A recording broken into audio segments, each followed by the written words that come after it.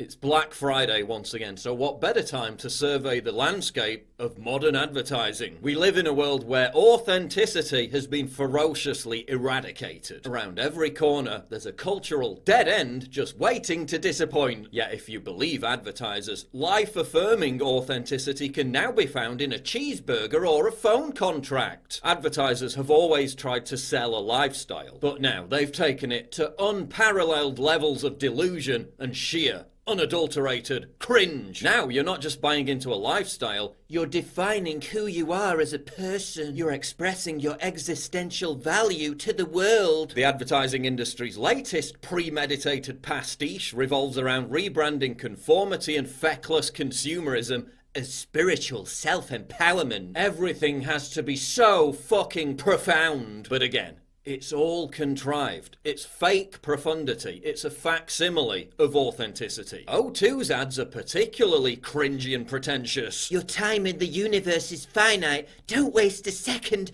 Breathe it all in. What, by taking out a phone contract? That ain't it, Chief. My existential angst isn't soothed by knowing I have unlimited data and calls. Sorry, it just doesn't work that way. Bacardi. Do what moves you. What moves me is not drinking Bacardi because it tastes like out-of-date cough syrup. For 40 years, Burger King had the same slogan, have it your way. Basically saying, you can customize your burger order. Then they changed it to be your way, then just your way. Because for some reason it's important to combine wanting extra onions on your bacon cheeseburger with an organic, in-the-moment burst of emotional self-expression. Nike. Believe in something, even if it means sacrificing everything. In this case, sacrificing a shit career that was already over to become the physical embodiment of virtue signalling writ large. Speaking of virtue signalling, Toyota's Go Your Own Way ad campaign relies on drag queens to promote a kind of utopian world where there's no hate. Because buying an Igo is guaranteed to eliminate negative human emotions overnight. Drag is the new punk, all the kids are doing it.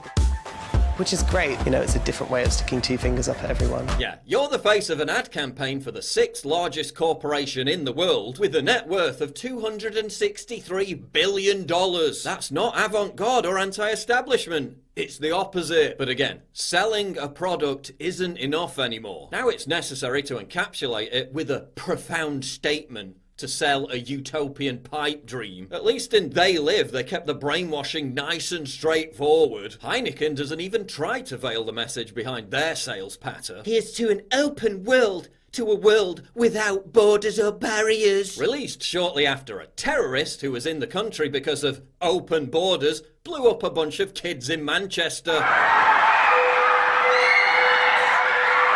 Whoops. Here's to an open world, to a world without borders or barriers. Listen, you're selling beer, not rewriting John Lennon's Imagine. Just tell me about the frigging beer. I want to know about the product. I don't need transnational corporations lecturing me about the state of the world or the meaning of life. Ben & Jerry's. Today we launch Pecan Resist. This flavour supports groups creating a more just and equitable nation for us all and who are fighting President Trump's regressive agenda. I love how they made all the people on the carton look like almost identical NPCs. Today we launch Pecan Resist. This flavour supports groups creating a more just and equitable nation for us all and who are fighting President Trump's regressive agenda.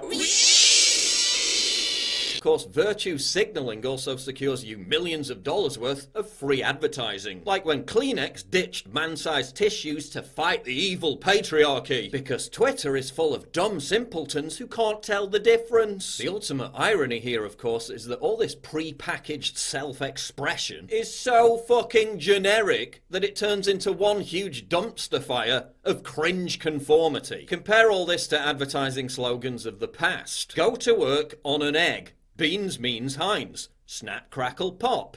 It does exactly what it says on the tin. All pragmatic or describing the product. None of this intelligence-insulting, pompous, moralizing drivel that we're subjected to today. But some companies inadvertently let slip that their true agenda isn't diversity or self-expression, it's crushing conformity. Look at Apple's latest ad for its crappy watch. A bunch of people who look exactly the same jumping into the sea like lemmings. What could they possibly mean by that? Gee, I wonder. At this point, They're just taking the piss. As Dan Hitchens writes in his article Deep and Meaningless, society lives by aphorisms. The more story-eyed the slogan, the bleaker the reality it conceals. The social media sites which aspire to connect everybody are doing more to make them solitary. The mass marketing of clothes and drinks in the name of self-expression is turning us all into dull conformists. And the companies which deliver the most sentimental lines about human potential are nonetheless capable of treating their workers like animals. But the simplest objection to meaning of life advertising is that it's so banal. It strains to be poetic, but it bears the same relation to poetry as concrete carbuncles do to architecture. And like bad architecture, you can't escape it.